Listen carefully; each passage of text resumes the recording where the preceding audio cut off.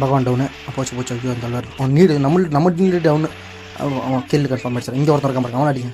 அவனு town 1 sorry 2 இந்த 3 போடு. இன்னும் எவன்டா இருக்கும். வர அவன் அடித்தா டீம் வைப் அவுட் ஆகிடும். இருங்க இந்தான்றான் சொய்ங்க முடிஞ்சே.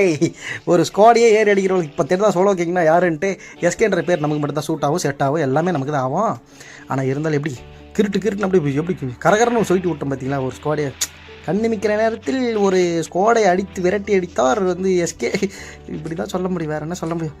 ஐயோ எஸ்எம்ஜி புல்லட் இல்லைங்க, என்னங்க பண்ணுறது இப்போ. லூட்டில் திரும்பி நம்ம லூட்டு சரியாகவே அடிக்கல.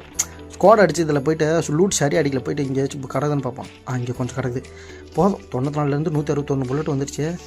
மெடிக்கிட்டு தான் கொஞ்சம் நமக்கு தேவையில்ல. அப்படி கிடச்சிட்டு ஃபைனல் ஃபைட் வந்துச்சு. இப்போ எத்தனை பேர் இருக்கோம்? நாங்கள் 3 பேர், அவங்க 7 பேர் இருக்கணும். 7 பேர்த்தில் இப்போ எத்தனை பேர் நம்ம அடிக்க போகிறோன்னு தெரில. நம்ம அங்கே ஒரு 5, அங்கே 5